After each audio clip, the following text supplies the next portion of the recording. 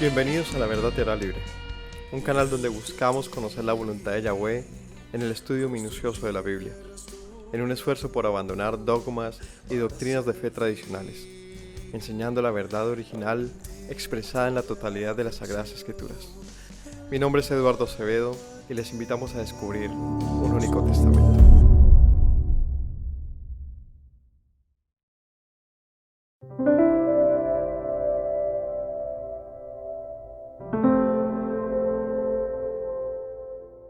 Bendición para todos mis hermanos, el Señor los bendiga y bienvenidos a un estudio más de Shabbat, una enseñanza más que el Señor nos permite en este ciclo anual que tenemos. Esta es la número 10 de las Parashá o cortes bíblicos.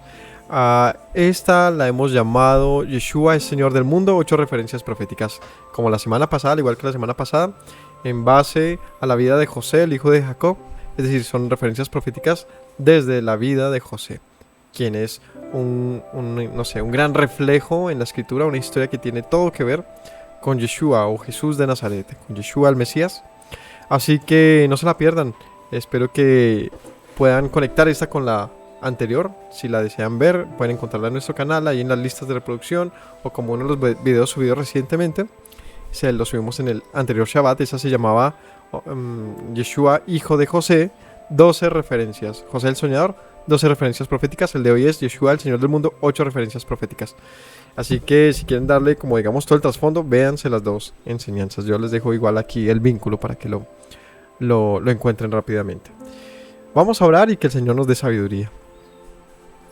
Padre Celestial, muchas gracias te doy en el día de hoy, este día de reposo, porque nos permites conocerte y descubrirte en medio de las Escrituras, en cada historia, en cada versículo y pasaje. Todo habla de ti profundamente, Señor, y este conocimiento lo queremos aprender, lo queremos memorizar, lo queremos retener, como la reina de Sabá que fue hasta Salomón para aprender de su sabiduría, para corroborarla, comprobarla, y no escatimó en gastos solamente por descubrir un conocimiento mayor. Así nosotros queremos venir delante de ti cada día que sea posible para descubrir tu sabiduría, llenando nuestras vidas. Gracias te doy por todos los oyentes, que estas palabras inunden nuestro ser. A mis hijos, el día que escuchen estas palabras, Señor, también les llenen de ánimo para continuar su vida delante de ti conforme a tu voluntad. En el nombre de Yeshua. Amén. Bueno, como les mencionaba, el estudio de hoy es una continuación de lo que vimos la semana pasada, es decir, un paralelismo entre José, hijo de Jacob, con Yeshua. Y de hecho, la enseñanza del próximo Shabbat también va a tener una continuación. Se requirieron 3 enseñanzas para ver incluso solamente un esbozo de lo que es esta gran parábola que encontramos en la vida de José. El tema de hoy, los temas que veremos son: primero, la resurrección; segundo, días de hambre; tercero, tiene el espíritu de Yahweh; cuarto, autoridad suprema; quinto, un nombre diferente; sexto, una cosecha de almas; séptimo, ¿a dónde más ir? Octavo, restauración de Israel. Esos son los temas que veremos hoy en relación a Yeshua, nuestro Señor, y todo visto desde la vida de José. Así que sin más, vamos a ir al tema número 1. El tema número 1 que veremos es la resurrección. Tiene que ver con la historia de José cuando sale del pozo, la cárcel en la que pasa un tiempo importante acusado de un crimen que no cometió. Y esto, en relación a, con Yeshua, con Jesús, tiene que ver con su muerte. Por lo tanto, su salida de la cárcel sería su resurrección. Por eso este primer episodio, esta primera parte, la hemos llamado resurrección. Vamos a ir al capítulo 41, versículo 1 de Génesis. Génesis 41, 1. Aconteció que pasados 2 años tuvo el faraón un sueño. Le parecía que estaba junto al río y que al río subían 7 vacas. Miren un momento, el capítulo 41 tiene que ver con unos sueños del faraón y la interpretación de los mismos. En este primer verso dice: pasados 2 años tuvo el faraón un sueño. Esto es una alusión a la resurrección del Mesías, y tiene que ver con la historia anterior, la que se narra en el 40, que eran los sueños del copero y el panadero que estaban en la cárcel. Ellos salen después de que se cumple, que lo que José les interpreta de sus sueños, y pasan 2 años. Recordemos que José le dice al copero: no te olvides de mí. pues se olvidó de él. Pasaron 2 años y todavía José estaba en la cárcel. Y esto es una referencia a la resurrección. ¿Por qué? ¿Qué dice Oseas capítulo 6 versículo 2? Vamos a ir a Oseas. Oseas 6:2 dice: nos dará vida después de 2 días. En el tercer día nos resucitará y viviremos delante de él. Una alusión completa a la resurrección después de 2 días, es decir, al tercer día. Cuando dice después de 2 años, es decir, después de que pasaron cumplidos 2 años, pues inicia un tercer año, ¿no? Así que, referencia a la resurrección de Oseas. 6:1, ¿no? Venid y volvamos a Yahweh, porque él arrebató y nos curará, hirió, nos vendará, nos dará vida después de 2 días, en el tercer día nos resucitará y viviremos delante de él y conoceremos y proseguiremos en conocer a Yahweh. Como el alba está dispuesta a su salida, vendrá a nosotros como la lluvia tardía y temprana a la tierra.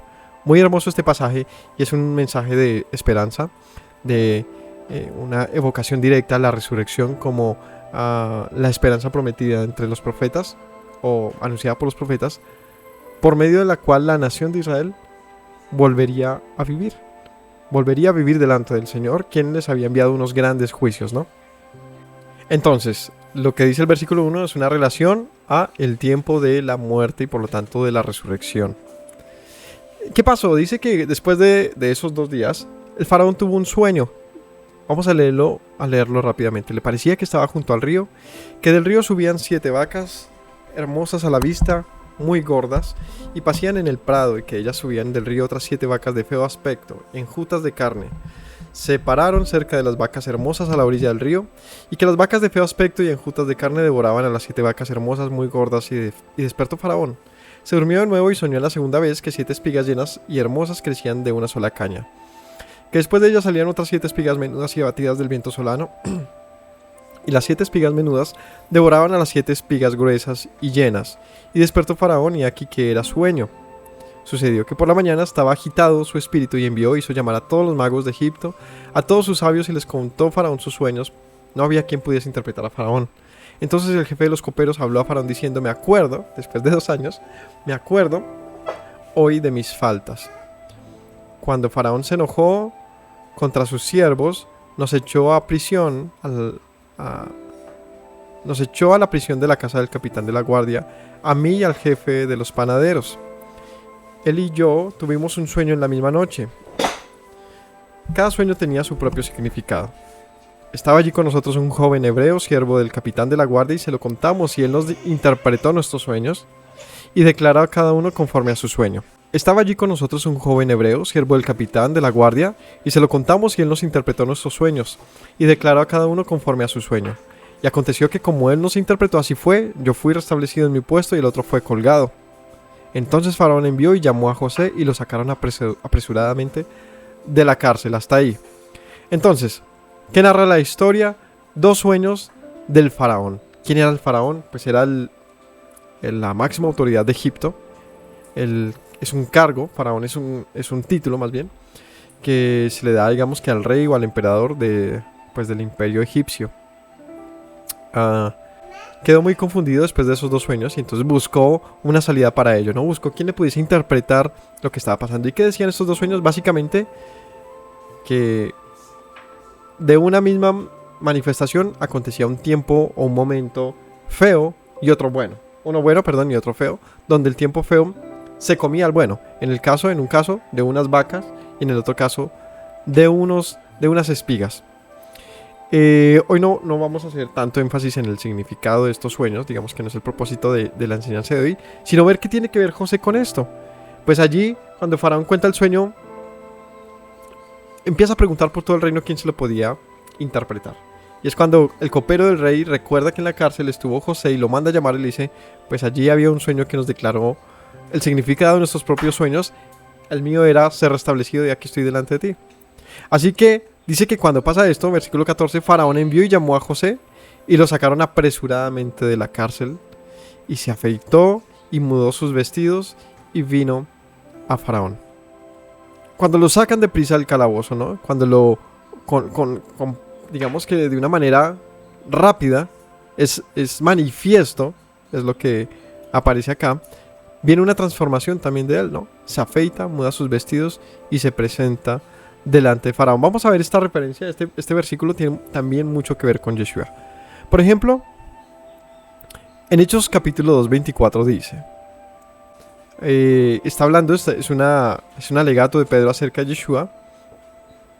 Desde el 23 dice a Yeshua, entregado por el determinado consejo y anticipado conocimiento de Dios, prendisteis y matasteis por mano de inicuos, crucificándole, al cual Dios le levantó, resuelto a los dolores de la muerte, por cuanto era imposible que fuese retenido por ella, ¿no? Fue sacado rápidamente de la tumba en una resurrección repentina, ¿no? Cuando leemos acerca de la resurrección del Mesías, ellos van a visitarlo a la tumba y él ya no estaba. Es decir, no se esperaban que él estuviese ya pues, resucitado. Nadie lo encontró en su tumba. Fue como lo que narra la historia, ¿no? El faraón manda sacar rápidamente a José de su tumba, o de su cautiverio, o de su cárcel en la que estaba. Veamos otro pasaje acerca de esto. Por ejemplo, que dice Hechos, ahí mismo en el versículo 32. Dice: a este Yeshua resucitó Dios, de lo cual todos nosotros somos testigos. En Romanos 10:9, desde el 8, ¿qué dice la escritura? Acerca de ti esta palabra en tu boca y en tu corazón. Esta es la palabra de fe que predicamos. Que si confiesas con tu boca que Yeshua es Señor y crees en tu corazón que Dios le levantó de los muertos, serás salvo. Porque con el corazón se cree para justicia, pero con la boca se confiesa para salvación. Entonces, una confesión que en la escritura nos habla y de la cual vimos se testifica que Yeshua ha sido resucitado, ha sido levantado como José de la cárcel de entre los muertos, ¿no? Entonces, otra referencia de esto que haya sido sacado a prisa la encontramos en Zacarías capítulo 3, desde el versículo 1. Es un pasaje muy interesante y tiene mucho que ver con lo próximo que estamos leyendo. Dice: me mostró al sumo sacerdote Josué, el cual estaba delante del ángel de Yahweh. Y Satanás estaba a su mano derecha para acusarle.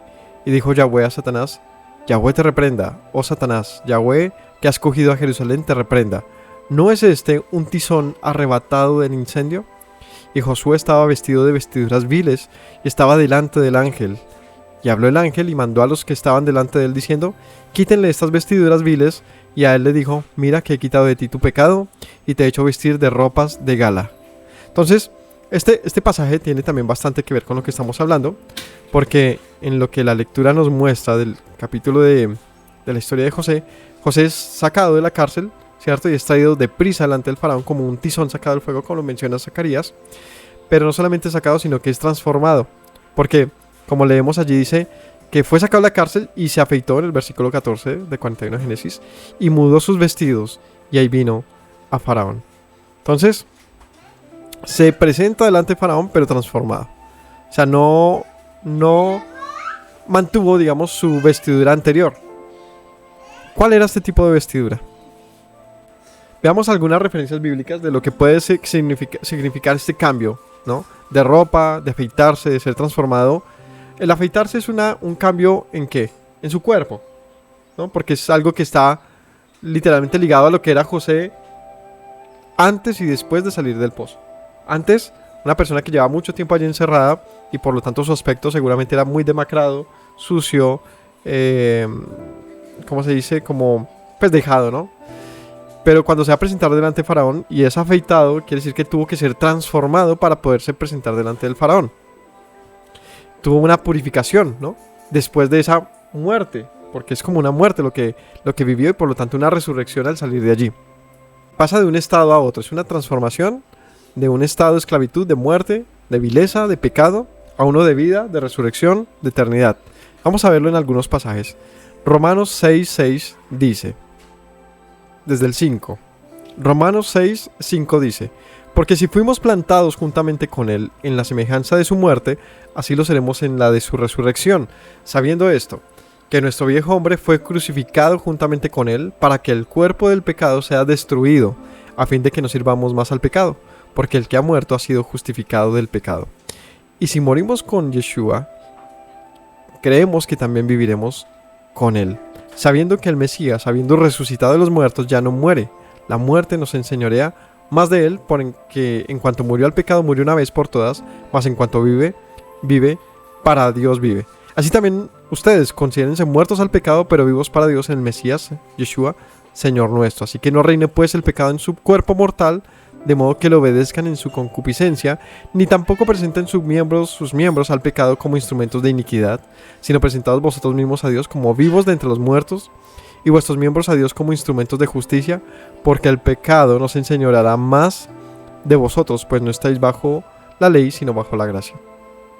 Entonces, todo este pasaje es una alusión constante, insistente de Pablo acerca de no vivan más como muertos, no vivan más en un reino de pecado, porque si han resucitado, si han nacido con Yeshua en su resurrección, pues como Él tienen que vivir de una forma incorruptible, ¿no?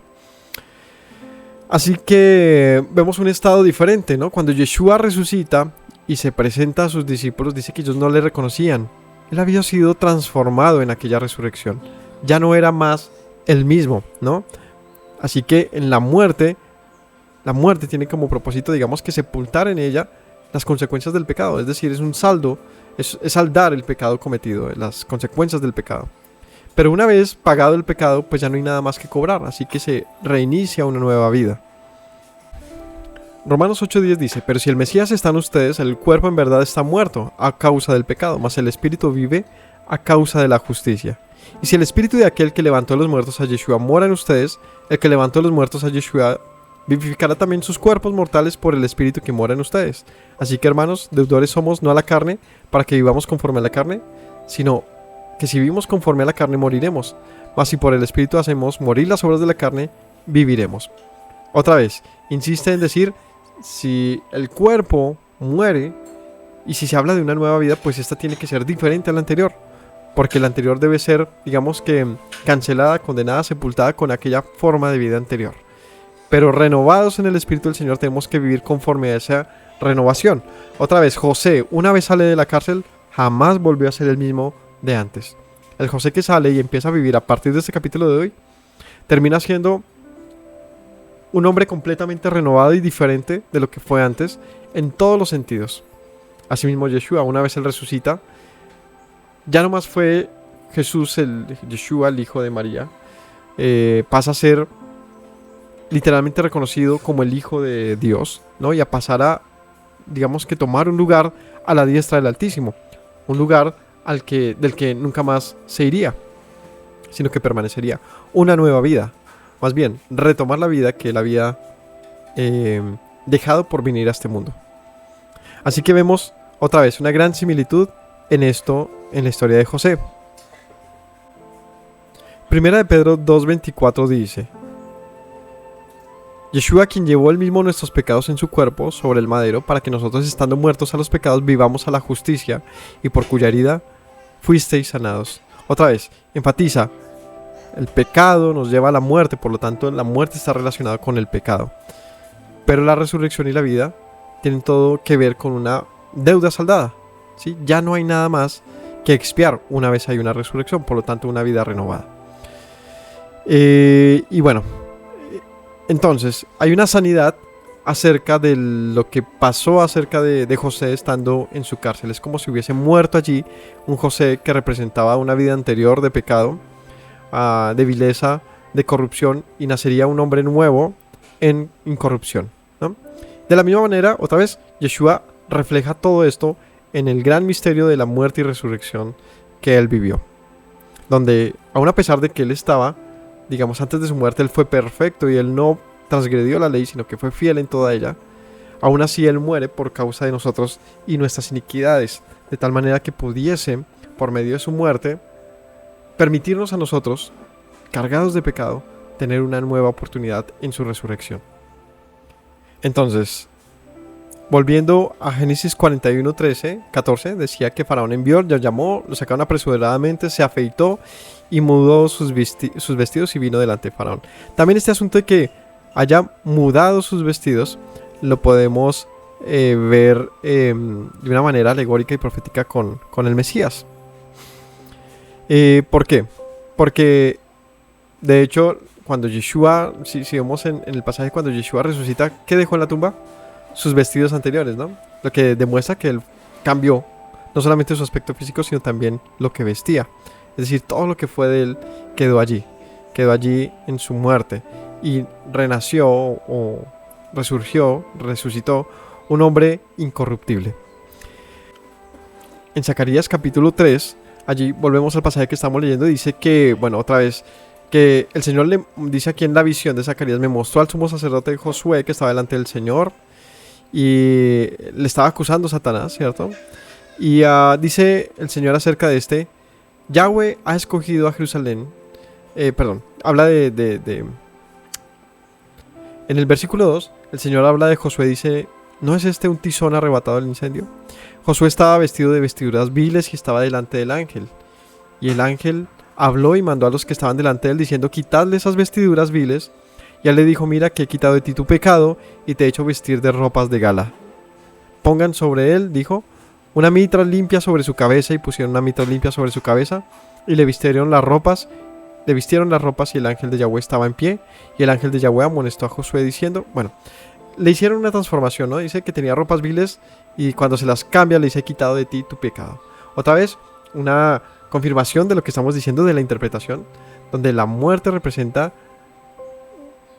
una paga por el pecado, pero una vez pagado el pecado, pues que viene una transformación. Así que así como Josué, que es una referencia al sumo sacerdote y a Yeshua, es revestido delante del Señor, revestido con ropas de gala, pues también lo hicieron con José, lo vistieron de gala, y también con Yeshua al resucitar tiene una nueva apariencia, como mencionaba. Fue vestido con un nuevo, digamos, de un nuevo aspecto. Entonces, esto de las ropas y cómo fue vestido tiene una relación entre José, Yeshua y Josué del libro de Zacarías. Veamos otra referencia en 1 Corintios 15:42. Allí dice: así también es la resurrección de los muertos. Se siembra en corrupción, se resucita en incorrupción. Se siembra en deshonra, se resucita en gloria. Se siembra en debilidad, se resucita en poder. Se siembra cuerpo animal, se resucita cuerpo espiritual. Así que hay cuerpo animal y cuerpo espiritual. Así está escrito: fue hecho el primer hombre Adán alma viviente, posterior Adán será espíritu vivificante.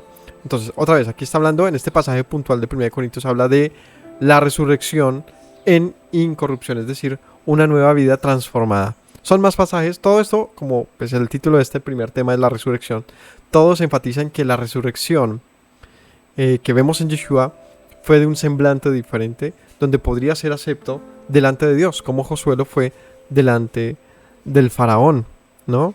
O en Filipenses 3:20 dice: porque nuestra ciudadanía está en los cielos, de donde también ansiosamente esperamos a un Salvador, Yeshua, el Señor, el Mesías, el cual transformará el cuerpo de nuestro estado de humillación en conformidad del cuerpo de su gloria, por el ejercicio del poder que tiene para sujetar todas las cosas a sí mismo.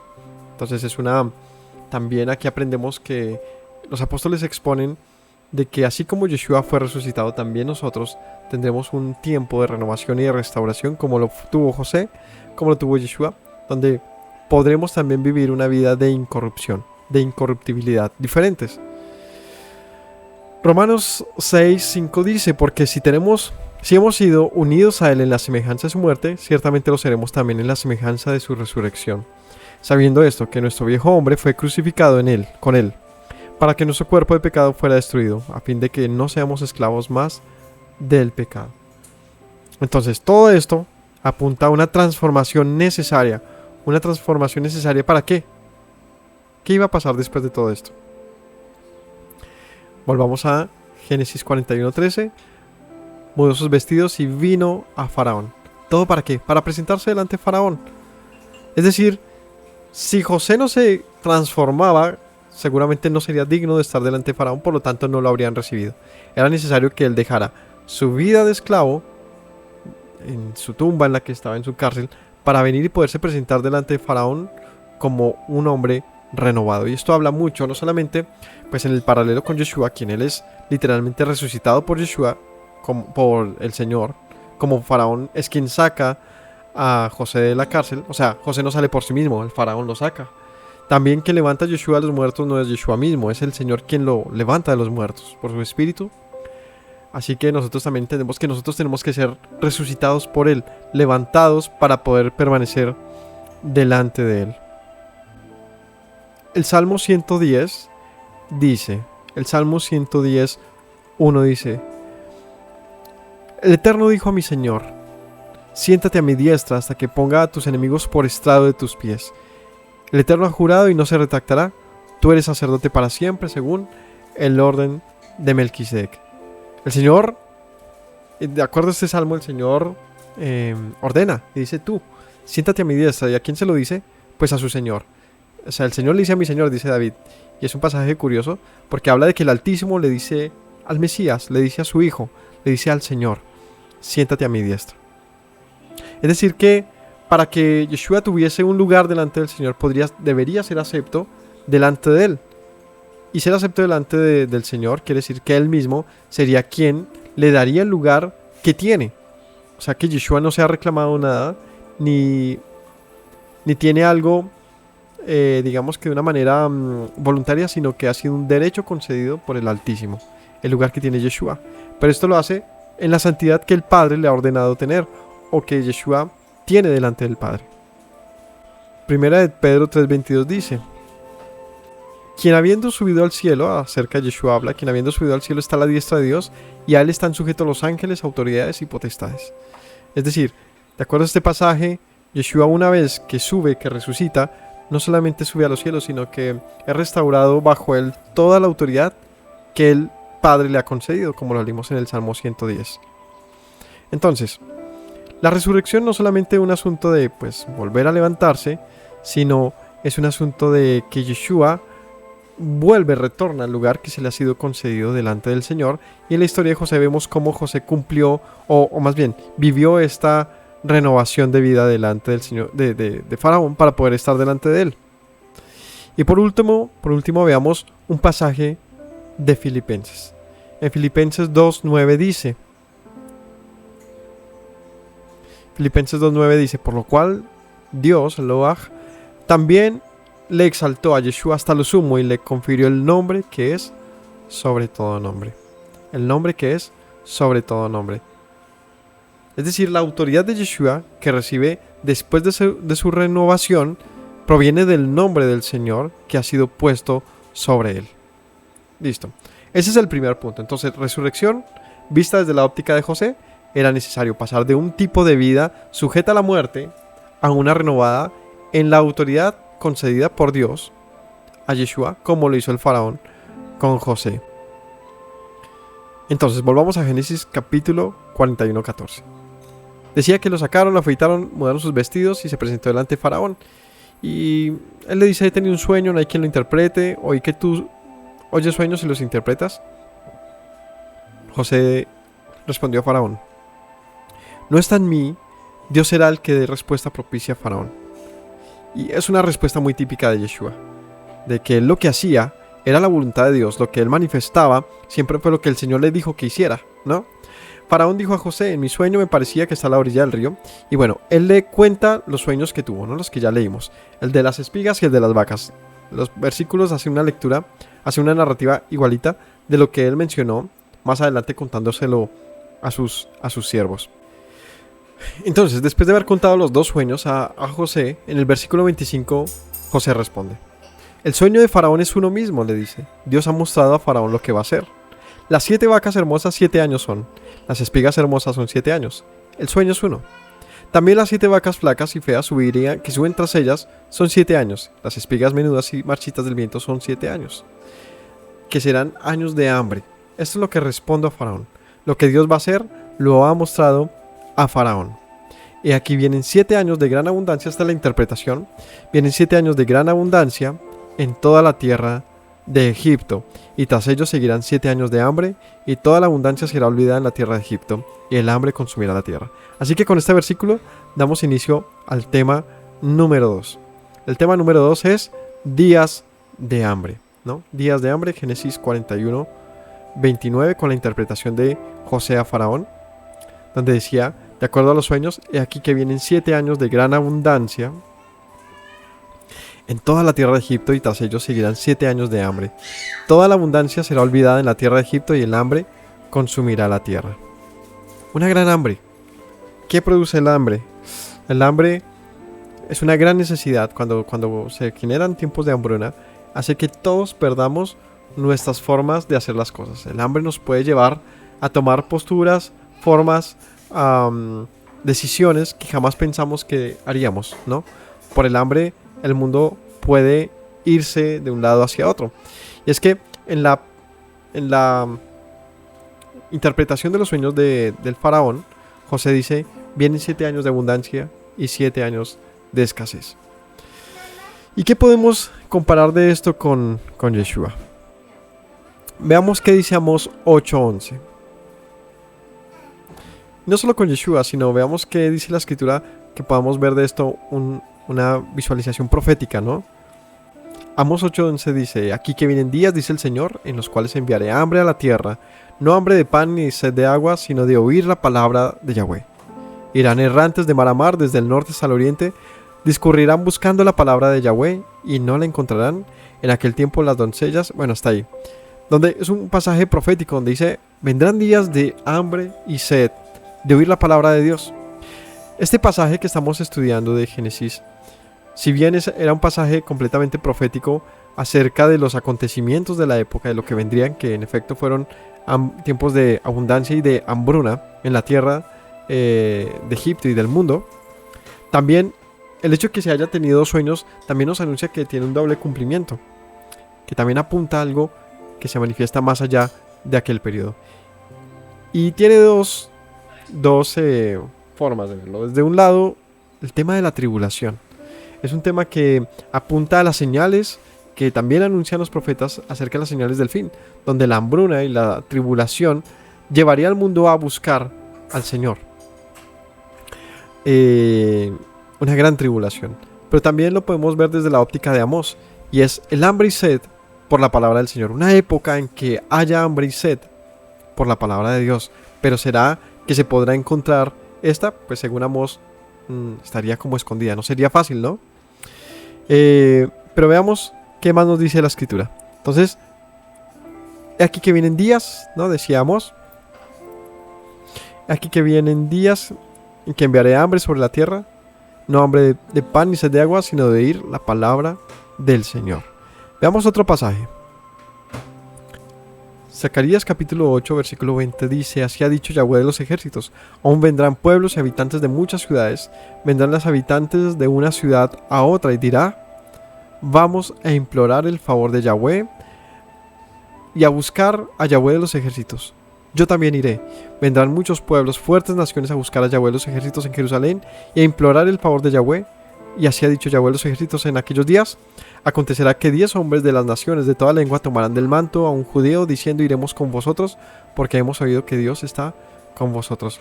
Tiempo de hambre y de sed por conocer al Señor de todo el mundo irán y le buscarán, dice Zacarías. De hecho la palabra profética de Zacarías es muy pero muy importante porque apunta de una manera perfecta acerca de Yeshua, ¿no? Como aquel judío que tomarán los hombres de 10 hombres de cada nación, de toda tribu y lengua, tomarán del manto a un judío. ¿A cuál judío? Pues a Yeshua. Pues en el pasaje que estamos viendo de los días de hambre, ¿a dónde creen que irían las naciones a buscar cómo subsanar la hambruna? Pues irían a consultar a José, quien traería la solución a los tiempos de hambre. Así que en estos pasajes de Zacarías y Ezequiel, vemos cómo, de Amós y Ezequiel, vemos cómo se anunció que habría la necesidad de que el mundo buscase al Señor. Por necesidad, lo buscarían, ¿no? Veamos otro pasaje. Ezequiel 37:19 dice, diles, así dice Adonai, he aquí tomaré la vara de José que está en la mano de Efraín, y las tribus de Israel, sus compañeros, las pondré con la vara de Judá, y les haré una sola vara, y serán una sola en mi mano. La reunión de muchos pueblos, y en este caso está hablando de Israel, dos pueblos que se dividieron, en Israel y Judá, o Efraín y Judá, y se serán una vez más en mi mano, como un solo pueblo. Mateo 28:18, acercándose Yeshua les habló diciendo, toda autoridad... No, vamos hasta ahí, perdónenme. Este es para el siguiente pedacito. Entonces, el reunir al mundo para concederles su paz, su misericordia. ¿Cómo lo hace? Con tiempos de hambruna y de dificultad. Porque dice, volviendo a Génesis 41:31, aquella abundancia no se echará de ver a causa del hambre siguiente, la cual será gravísima. El suceder del sueño de Faraón 2 veces significa que la cosa es firme de parte de Dios y que Dios se apresura a hacerla. Por tanto, provéase ahora Faraón de un varón prudente y sabio y póngalo sobre la tierra de Egipto. José le dice, la tierra va a consumir la tierra. El hambre va a consumir la tierra. Así que es momento que el Faraón se haga de alguien que pueda salvar la tierra. Alguien que sea prudente y sabio, un administrador fiel, que tenga la autoridad de parte del Faraón para salvar la tierra de Egipto. Es lo que dice en el versículo 33. Así que en el 34 dice, haga esto Faraón, ponga gobernadores sobre el país, quinte la tierra de Egipto, es decir, cobre impuestos. La quinta parte que es un 20%. Eran impuestos, el IVA del 19 no, sino el 20%. Literalmente de las cosechas se tomaba la quinta parte en los tiempos de abundancia. Junte toda la provisión de estos buenos años que vienen y recojan el trigo bajo la mano del Faraón para mantenimiento de las ciudades y guárdenlo. Y está aquella provisión en depósitos para el país para los 7 años de hambre que habrá en la tierra de Egipto, y el país no perecerá de hambre. José no solamente interpreta el sueño, sino de una vez se avienta y dice, pues esta es la solución. Que el Faraón coloque a alguien que sepa administrar el tiempo de abundancia para que cuando llegue el tiempo de escasez no sea, digamos, que no gobierne la muerte, sino que haya un sustento, una provisión para ese tiempo de dificultad. ¿Cómo? Recogiendo, preservando el trigo. Así que, como hablamos, el hambre tiene todo que ver en el contexto bíblico y de una manera conceptual con el pan. El pan, o más bien, como concepto, se refiere al hambre, y finalmente la escritura dice, porque dice un pasaje, no solo de pan vive el hombre, sino de toda palabra que sale de la boca de Dios. El pan representa la palabra del Señor, como también leímos en Oseas, que el mundo tendría hambre no solamente de pan o no de pan, sino de la palabra del Señor. Así que preservar el conocimiento de Dios es a lo que se refiere acá. Un tiempo de abundancia después de la resurrección de Yeshua, que nos podría recordar a la hora que vino por la mano de los apóstoles. Ellos esparcieron el pan del Señor de una manera tan importante y tan generosa al mundo, pero después de esto vino un tiempo tan oscuro y tan difícil que pareciera que el mundo moriría, y es lo que estamos viviendo aún hasta el día de hoy. ¿De qué nos hemos tenido entonces que abastecer? Del pan que se ha guardado. Del pan que se ha guardado, que dijo José, guárdenlo, guárdenlo. De esta manera no perecerá el país de hambre. El hambre en la tierra representa la necesidad de conocer al Señor. ¿A dónde iríamos en caso tal de que hubiese hambre? ¿No? ¿Quién podría darnos para comer? Pues Yeshua dice, vengan a mí los sedientos, los cansados, los hambrientos, porque yo soy el pan de vida, yo les llenaré, yo les sustentaré. Pues José cumple este aspecto o este perfil delante del pueblo en aquel momento. Porque en el 37 dice, el asunto pareció bien a Faraón y a sus siervos, y dijo Faraón a sus siervos, ¿acaso hallaremos a otro hombre como este en quien esté el Espíritu de Dios? Y con este verso vamos a nuestro tema número 3, que él tiene el Espíritu de Yahweh.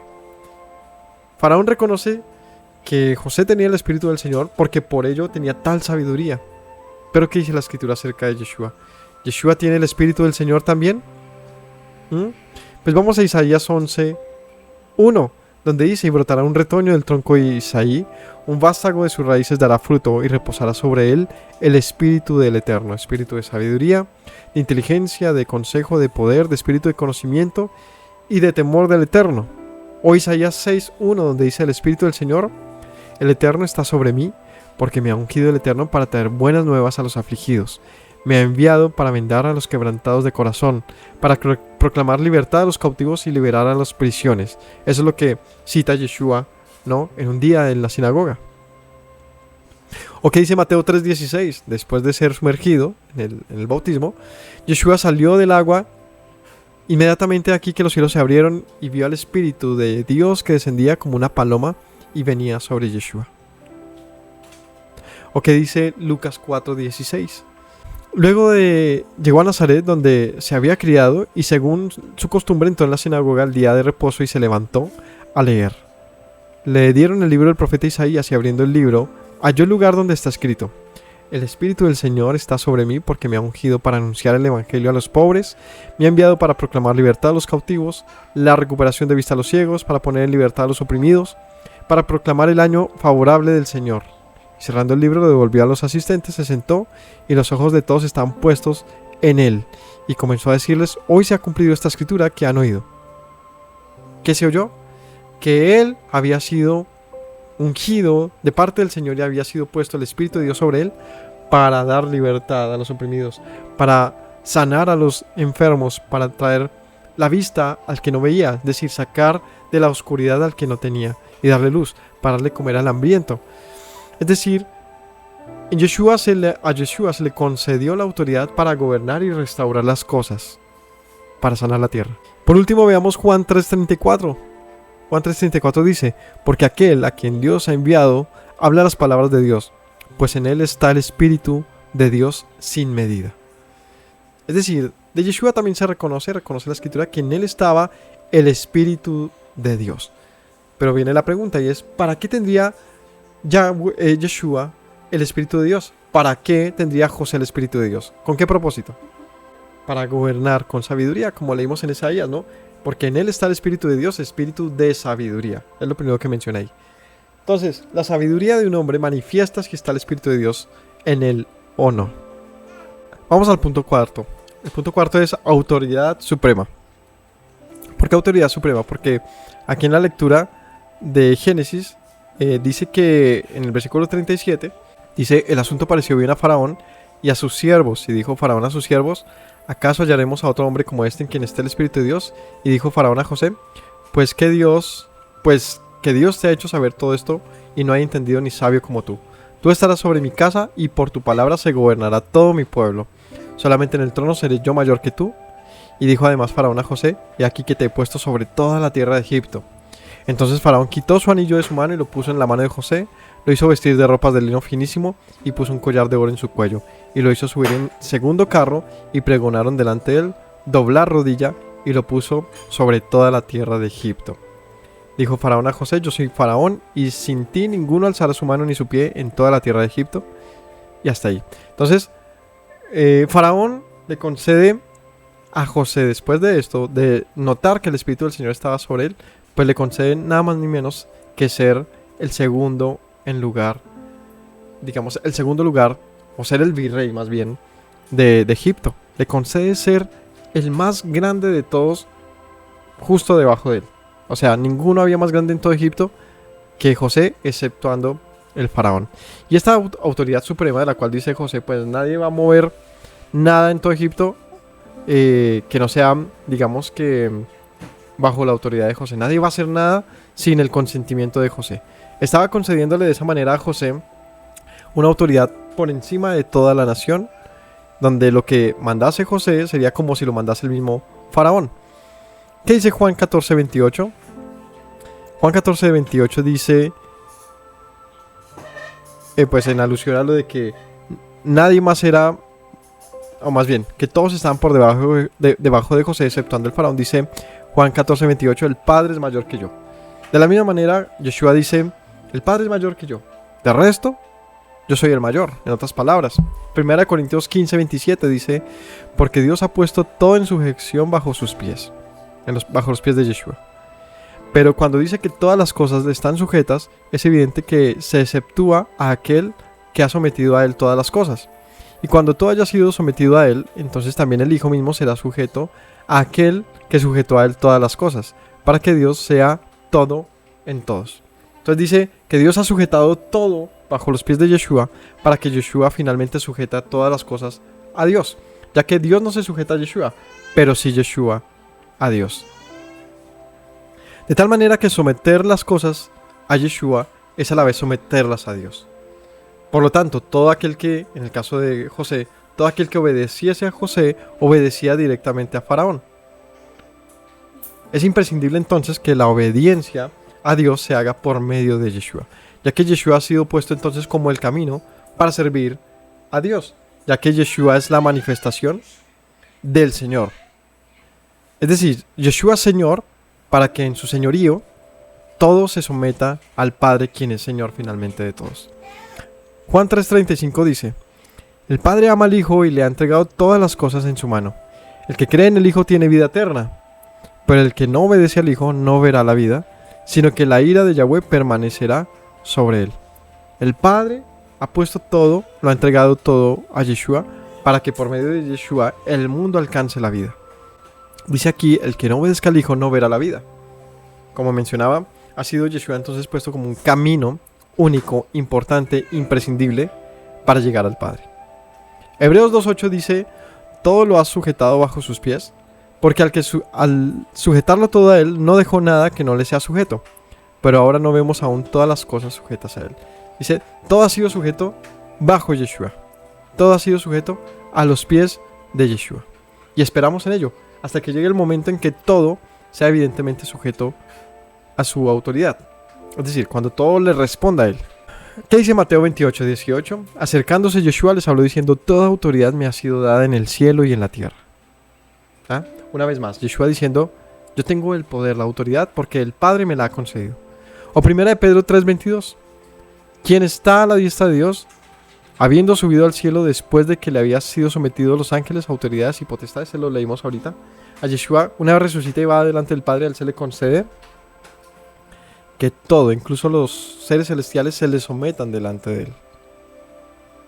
Hoy estamos viendo muchas citas porque es importante que justamente se corrobore esta lectura y su interpretación y no parezca un acomodado, sino que veamos en efecto este reflejo de cómo José y su vida respaldan por completo, digamos que la interpretación de los apóstoles acerca de Yeshua como el Mesías. Efesios 1:19 dice, la eficacia de la fuerza de su poder, el cual obró en el Mesías, cuando le resucitó entre los muertos y le sentó a su diestra en los lugares celestiales, muy por encima de todo principado, autoridad, poder, dominio y de todo nombre que se nombra, no solo en este siglo sino en el venidero, y todo lo sometió bajo sus pies, y a él dio por cabeza sobre todas las cosas a la congregación en la cual es su cuerpo, la plenitud de aquel que lo llena todo en todos. En este pasaje de Efesios dice, a Yeshua le puso muy por encima de toda autoridad, de todo dominio, de todo poder, haciéndole cabeza de su iglesia, de su pueblo, a quien se le debe someter. Filipenses 2:9, por último, dice, por lo cual Dios le exaltó, a Yeshua a lo sumo, le confirió el nombre que es sobre todo nombre. ¿Cuál nombre? ¿Cuál es el nombre sobre todo nombre? El nombre que tiene la autoridad. ¿Cuál es el nombre ante cuyo nombre se doblará toda rodilla? El nombre del Padre. A Yeshua se le confiere el nombre del Padre. Como José, justamente en nombre de Faraón, toda la nación se le postraba. Toda nación, digamos que tenía que obedecer y someterse a José, no por ser José, sino porque el Faraón le había puesto aquella autoridad. Entonces se le concedió una autoridad suprema. Una autoridad suprema. Se le viste de lino, ¿no? Se le da un anillo. Se le provee de una evidencia delante del pueblo para que se supiese que él era José, digamos, con la autoridad de Faraón, ¿no? En el 42 de Génesis dice, entonces Faraón quitó su anillo de su mano y lo puso en la mano de José, lo hizo vestir de ropas de lino finísimo y puso un collar de oro en su cuello y le hizo subir en su segundo carro y pregonaron delante de él, doblad rodilla, y lo puso en toda la tierra de Egipto. Entonces, no solamente proclama que él es Señor, sino también que le confiere un testimonio acerca de ello, ¿no? Un anillo y una vestidura. Acerca de esta vestidura, o este anillo, pues es la autoridad, es el nombre, porque el anillo del rey era lo que llevaba su sello. Es decir, el anillo de un faraón era lo que sellaba, lo que le daba la autoridad para firmar, para tener un documento legal, era su nombre hecho anillo. A Yeshua se le confiere el nombre del Señor, es su anillo, ¿no? ¿Qué podemos decir acerca de estas ropas de lino? Pues también, es que de la historia de José podemos sacar tantas relaciones con Yeshua que es maravilloso, porque de cada verso hay algo que apunta a él. En Apocalipsis 19:8 dice, a la iglesia se le fue concedido vestirse de lino muy fino, resplandeciente y limpio, porque las acciones justas de los santos son el lino fino. Ya sabemos qué representa el lino, es la justicia, ¿no? Mateo 27:59 menciona que las vestiduras de Yeshua fueron puestas después de su muerte, ¿no? Eran de lino, con lo que lo visten a él. En Apocalipsis 5:8 dice, Cuando tomó el libro, los 4 seres vivientes y los 24 ancianos se postraron delante del Cordero. Y esto en relación a que se doblaron toda rodilla, ¿no?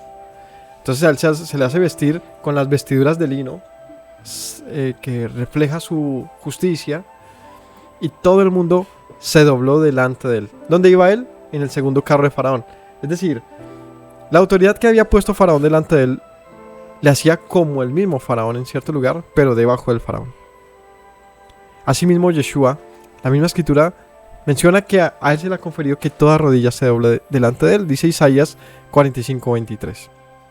¿Qué dice Isaías? Isaías 45:23 dice: por mí mismo he jurado, dice el Señor, por mi boca he hecho juramento y salió palabra en justicia y no será revocada, que a mí se doblará toda rodilla y jurará toda lengua y se dirá de mí: ciertamente en Yahweh está la justicia y la fuerza, él vendrán y todos los que contra él se enardecen serán avergonzados.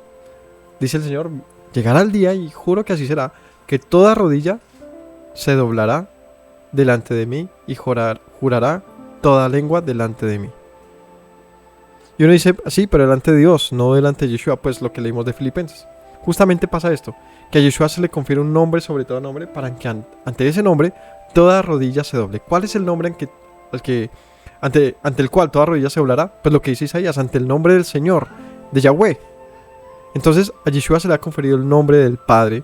Es decir, al igual que José operaba en nombre de Faraón, Yeshua opera en nombre del Padre y tiene esa autoridad.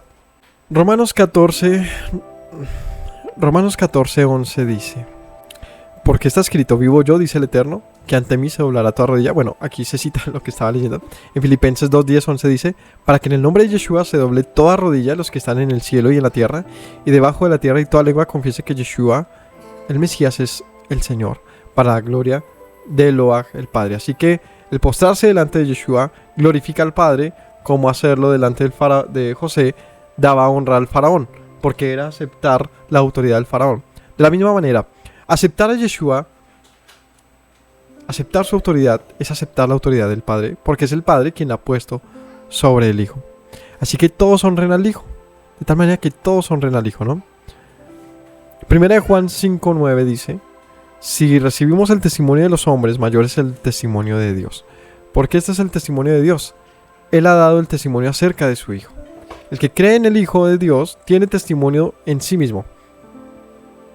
El que no cree a Dios ha hecho a Dios mentiroso, porque no ha creído en el testimonio de Dios que Él ha dado respecto de su Hijo. Y el testimonio es este: que Dios nos ha dado vida eterna, y esta vida está en su Hijo. El que tiene al Hijo tiene la vida, el que no tiene al Hijo de Dios no tiene la vida.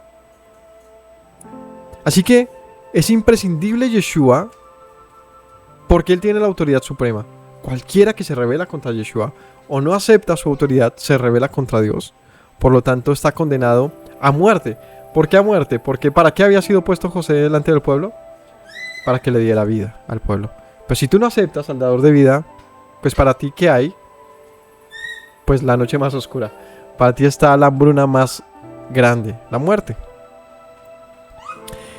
Aquí en el 41, volviendo a Génesis 41:45, entonces se dice el pasaje que se ordenó que se postrasen delante de José, ¿no? Le da la potestad de ser incluso adorado, ¿no? Porque este tipo de adoración o reconocimiento es de sometimiento, donde yo me inclino, donde yo doblo mi cabeza delante de alguien que es mayor que yo. Dice entonces que le pone por nombre Safnaf Panea y le da por mujer a Senat. Y vamos más adelantico, en el versículo más adelante, 55, dice: desde el 54 comenzaron a venir los 7 años de hambre, como José había dicho, hubo hambre en todos los países, pero en toda la tierra de Egipto había pan. Cuando se sintió el hambre en toda la tierra de Egipto, el pueblo clamó a Faraón por pan, y dijo Faraón a todos los egipcios: id a José y haced lo que él dijere. Este pasaje es importante porque nos cuenta que el Faraón ha concedido la salvación o la esperanza del pueblo, del mundo, a Yeshua, ¿no? Faraón lo hizo con José, el Señor lo ha hecho con Yeshua. ¿Y qué dijo? Pues hagan todo lo que él diga. Está en Yeshua, pues, el camino de la vida. Juan 6:44 dice: nadie puede venir a mí si el Padre no lo no lo trae, pues Él me ha enviado. Y yo lo resucitaré en el día final. Esto está escrito por los profetas. Todos serán enseñados por Dios. Así que todo el que ha oído y aprendido del Padre viene a mí, dice Yeshua. En Mateo 11:27 dice: todas las cosas me han sido entregadas por mi Padre, y nadie conoce al Hijo sino el Padre, ni nadie conoce al Padre sino el Hijo, y aquel a quien el Hijo se lo quiera revelar. También dice en el 16:17: Yeshua respondió y dijo: dichoso eres, Simón, hijo de Jonás, porque eso no te lo reveló carne ni sangre, sino mi Padre que está en los cielos. Y en el 17:5: mientras estaba aún hablando, he aquí que una nube luminosa cubrió, una voz salió de la nube diciendo: este es mi Hijo amado, en quien me complazco, a él oí. Todos estos pasajes demuestran cómo ha dicho el Padre: reconózcanlo a Él, escúchenlo a Él, escúchenlo a Él. O sea, Yeshua tiene la autoridad y el reconocimiento del Padre. ¿Quiénes somos nosotros para desatender a esta afirmación, a este llamamiento de Yeshua? Juan 14:6 dice: yo soy el camino, dijo Yeshua, la verdad y la vida, y nadie viene al Padre sino por mí. Y en el 17:2: por cuanto le diste autoridad sobre todo ser humano, para que dé vida eterna a los que tú le has dado. Y en Juan 2:5, María dijo: hagan todo lo que Él les dijo. Hagan todo lo que Él diga. Así que en este compilado de versículos vemos cómo Yeshua es imprescindible para acercarnos al Padre, porque el Padre ha determinado que sea Yeshua quien nos muestre el camino para ir hacia Él. Es decir, es Yeshua quien presentará o ha presentado la solución, la salvación, la esperanza al mundo, como lo hizo José en su momento, y Faraón confió en Él y lo hizo así, y le concedió toda autoridad. Porque ¿qué reconocía Faraón de José? Que tenía el Espíritu de Dios. De la misma manera, si tú reconoces que Yeshua tiene el Espíritu de Dios, ¿por qué no le crees? ¿Por qué no le obedeces? Deberíamos hacerlo, pues ese es el camino hacia el Padre. Bien, siguiente tema número 5. Un nombre diferente. Un nombre diferente. Hay algo muy curioso con Yeshua que se narra aquí en la historia de José. ¿Qué es lo curioso? Si vamos nuevamente a Génesis, en el capítulo 41, en el versículo 35 dice allí: Faraón llamó el nombre de José Safnaf Panea y le dio por mujer a Senat, hija de Potifera, sacerdote de On, y salió José por toda la tierra de Egipto. A la edad de 30 años fue presentado delante de Faraón, rey de Egipto, y salió José delante de Faraón y recorrió toda la tierra de Egipto. En aquellos 7 años de abundancia la tierra produjo a montones. Y reunió todo el alimento de los 7 años de abundancia que hubo en la tierra de Egipto, y guardó alimento en las ciudades, poniendo a cada ciudad el alimento del campo a sus alrededores. Recogió José trigo como arena del mar, mucho en extremo hasta no poderse contar, porque no tenía número. Y nacieron 2 hijos antes que viniese el primer año de hambre, los cuales le dio a luz a Senat, hija de Potifera, sacerdote de On. Y bueno, vamos hasta ahí. Faraón cambia el nombre de José. ¿Por qué? Ahora vemos aquí un José muy diferente, ¿no? Un José gobernando en Egipto, con aspecto de egipcio seguramente, ¿no? Rasurado, con la vestimenta propia de un egipcio. Su nombre ya no era más José, sino Safnaf Panea. Se había casado con una mujer de un príncipe egipcio, Potifera, y de esta manera servía en Egipto. ¿Y esto qué nos puede comunicar con Yeshua? Pues mucho. Mucho con Yeshua tiene que ver esto. ¿Por qué? El título de esta es un nombre diferente. Un nombre diferente. Pues hay algo muy curioso, y es que al igual que José se le es cambiado su nombre también Yeshua. Una vez Yeshua resucita, ¿qué pasa con Yeshua? Que es enviado al mundo, ¿no? Empieza la predicación de Yeshua por todo el mundo, como en este caso dice que José dice aquí, salió por toda la tierra y la recorrió, ¿haciendo qué? Decía aquí, reuniendo alimento de toda la tierra de Egipto, tanto como no se podía contar en extremo, ¿no? No se podía contar, no tenía número. Recogió trigo como arena del mar, una referencia a lo que dice el Señor con Jacob. Le dice que sus descendientes serían como la arena del mar. A este mismo Israel, el padre José. Pues José recorre la tierra acumulando tanto trigo que no se podía contar. Es una referencia que veremos en uno de los apartados de ahorita. Pero ¿cuándo hace esto? Cuando tiene este nuevo nombre. Es muy curioso, y esto tiene mucho que ver del por qué nosotros, por ejemplo, yo menciono Yeshua y no Jesús. es porque por más de que a José se le haya cambiado el nombre a Safnaf Panea, él se llamaba era José, pero delante del mundo había recibido este nombre, al punto que parecía que se hubiese gentilizado, se hubiese vuelto un egipcio más. Se había mezclado en medio de los egipcios para salvar a los egipcios. Y no solamente a los egipcios, sino al mundo. Y hay un plan glorioso del Señor con esto que se manifiesta en Yeshua. Porque Yeshua, una vez resucitado, él también fue un hebreo como José. Pero él es enseñado, predicado en el mundo y recoge una cosecha tan grande en el mundo. Lo hace es a nombre de Jesús, sino de Yeshua. ¿Cierto? De Jesucristo. Y de todas las variaciones que tenga este nombre en los diferentes idiomas. Lo hace con ese nombre.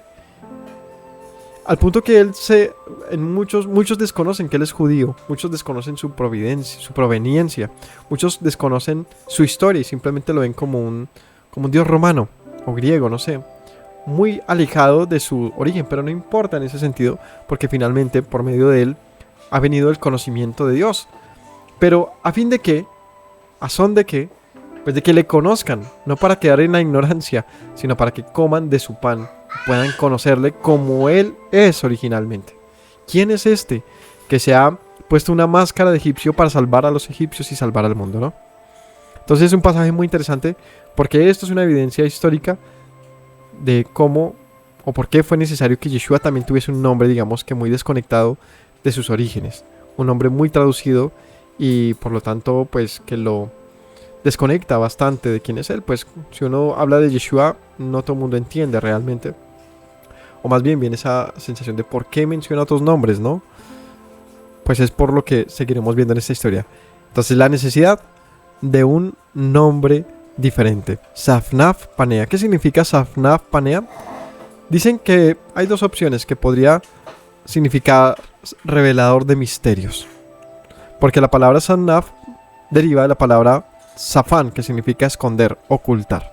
Y vemos a alguien que pues manifiesta al Padre, pero que también está escondido, ¿no? A Yeshua entre el mundo, digamos, gentil o el mundo en general, el mundo cristiano. Y bueno, aquí dice que otro pequeño detalle.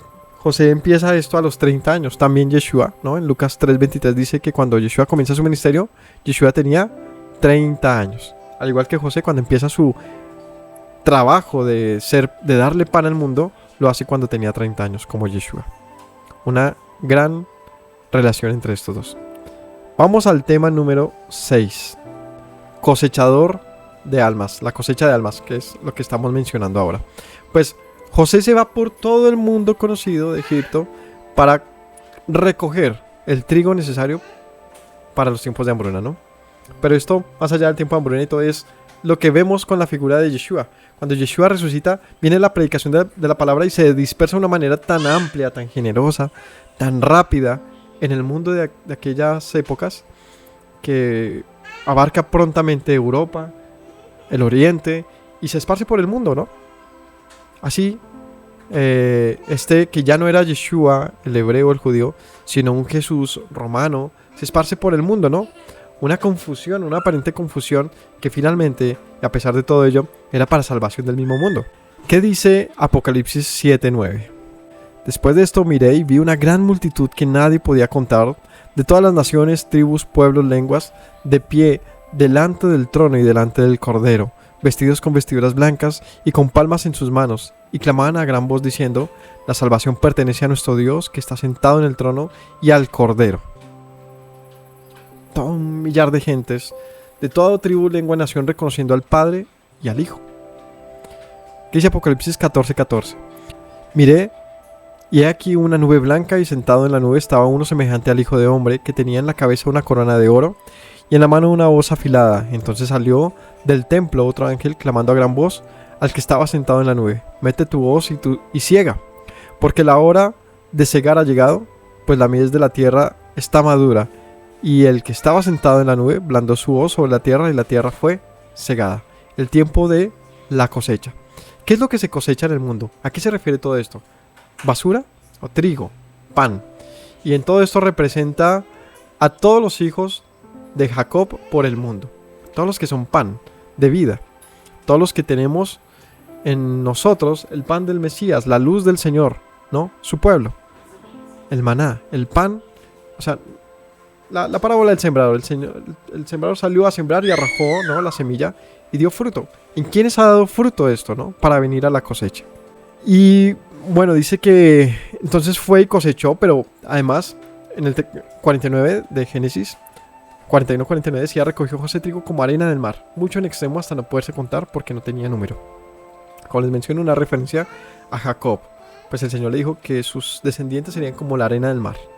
Nacieron a José 2 hijos antes que viniese el primer año de hambre, los cuales les dio a Senat, la hija de Potifera, sacerdote. Llamó José el nombre del primogénito Manasés.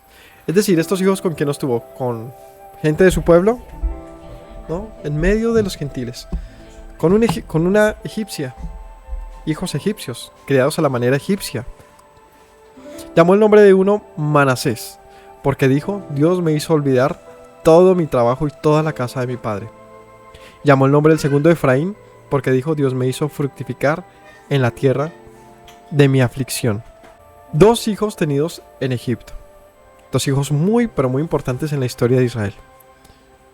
Porque representan el paso del trago amargo de Yeshua, ¿no? Que es justamente lo que vimos en la enseñanza de la semana pasada, y es Yeshua, hijo de José, el siervo sufriente. Estos hijos en el mundo atribuyen o demuestran la gracia del Señor y el valor del costo de la muerte del Mesías, dando su vida por el mundo. Pues este Manasés demuestra el costo de esto, ¿no? El Señor me ha hecho olvidar todo mi trabajo en la casa de mi padre, todo el sufrimiento, todo lo que le costó para llegar a dar fruto en tierra ajena. El segundo Efraín: Dios me hizo fructificar en la tierra de mi aflicción. ¿Cuál tierra de su aflicción? En este caso está hablando de Egipto. Porque en la tierra de Egipto es donde él también fue afligido, ¿cierto? Estuvo en la cárcel y luego es levantado. Y antes de que venga la gran hambruna, tiene estos 2 hijos. Efraín, fructificar significa, representa las grandes multitudes. Al punto que es uno de los hijos principales, o de las tribus, porque estos 2 vienen a ser tribus de Israel.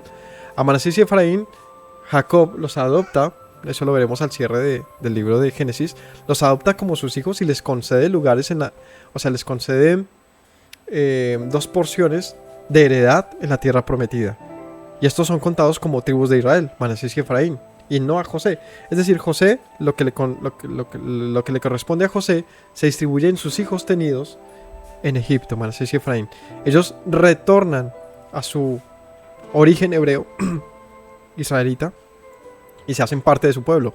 Es decir, nunca fueron ajenos, exiliados, un pueblo aparte, no. Por el contrario, era una de las grandes masas de personas o de pueblo de Israel, ¿no? Muy importante porque fue una mezcla egipcia que entra al pueblo antes de salir de Egipto. Entonces vemos que Yeshua hace esto, ¿no? Fructifica en las naciones. Fructifica en las naciones, ¿no? Al norte, al sur, al este, al occidente, su nombre es proclamado en toda la tierra al día de hoy. ¿Quién no ha escuchado el nombre de Jesús publicado en cuanta canción, predicación? O sea, hay tanta información de Yeshua en el mundo, y no por judíos, y no por los que eran parte de este pueblo originalmente, sino por el mundo mismo que sí le reconoció. Y aunque él estaba, como leímos, como al encubierto, no por eso escondió su misericordia, sino fue lo que iluminó. Y es la gran enseñanza que encontramos entre los apóstoles, y es cómo el Señor tuvo compasión del mundo a causa de la aflicción o de el juicio sobre su propio pueblo. Así que importante, ¿no? Para que lo tengamos ahí presente, los hijos de José en Egipto representan a los hijos de Yeshua en el mundo no judío. Es decir, mayormente cristianos. Mayormente un gran número de ellos, como yo, como muchos de nosotros, hemos venido a ser. Hemos salido del mundo lejos, como siempre lo menciona, a miles de kilómetros de Israel, a cientos de años de todos estos eventos, con otra lengua, otra tribu, con otras formas de vida, y venimos a postrarnos delante del Cordero y del Padre. Vamos al tema número 7. ¿A dónde más ir? Porque ¿qué opción tenía el mundo en aquella época? Solamente José tenía pan de vida. Solamente José tendría pan de vida. Porque esta hambruna que hubo no solamente fue en la tierra de Egipto, fue una hambruna que fue por toda la tierra, digamos, por toda la tierra del Medio Oriente. Fue una hambruna muy extensa, al punto que Jacob, que vivía en Canaán, tiene que bajar o tiene que enviar a sus hijos a que vayan y busquen a José. Y esto es algo muy, pero muy importante.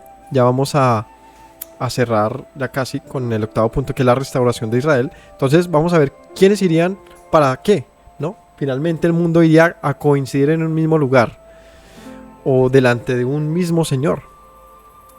Entonces vamos en el 55. No, desde el 54 comenzaron a venir los 7 años de hambre, como José había dicho. Hubo hambre en todos los países, mas en toda la tierra de Egipto había pan. Cuando se sintió el hambre en toda la tierra de Egipto, el pueblo clamó a Faraón por pan, y dijo Faraón a los egipcios: vayan a José y hagan lo que les diga. El hambre estaba por toda la extensión del país. Entonces abrió José todo granero donde había y vendía a los egipcios, porque había crecido el hambre en la tierra de Egipto. Y de toda la tierra venían a Egipto para comprar de José, porque toda la tierra había crecido, en toda la tierra había crecido el hambre. Todo el mundo empezó a acudir a José. Todo el mundo venía a José porque él tenía pan. ¿Qué dice Juan 6:35? Yeshua dijo: yo soy el pan de vida, el que viene a mí no tendrá hambre, y el que cree en mí nunca más tendrá sed. Yeshua dice: yo soy el pan de vida, vengan a mí, los que tengan hambre, los que tengan sed, que yo les daré, yo les sacaré de su necesidad. Yo soy el pan de vida.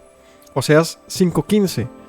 Allí está escrito: me iré y volveré a mi lugar hasta que reconozca su culpa, y busquen mi rostro. En su angustia me buscarán con diligencia. Venid, volvamos al Eterno, pues Él nos ha desgarrado, nos sanará, nos ha herido y nos vendará. Nos dará vida después de 2 días, y al tercer día nos levantará, viviremos delante de Él. Conozcamos pues al Eterno, esforcémonos por conocer al Eterno. Su salida es tan cierta como la aurora. Él vendrá a nosotros como la lluvia de primavera que riega la tierra. Esta la citamos al inicio de la enseñanza. Volvamos pues al Señor porque Él tiene vida. Volvamos al Señor porque Él tiene vida. Esforcémonos en arrepentirnos, es lo que está diciendo. ¿Sabes qué pasa? Que cuando viene el hambre, que fue lo que mencioné también, es que cuando uno tiene hambre, está dispuesto a muchas cosas. Dicen por ahí: nadie sabe con qué sed vive el otro, ¿no? Algo así dicen, ¿no? Tú no sabes la sed con que está viviendo tu vecino. Quizás es mucha, ¿no?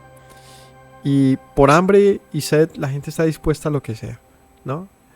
Basta ver cualquier situación de dificultad y entonces empieza la prostitución, todo tipo de... La gente se vende por un plato de comida, lo que sea, lo que tenga que hacer.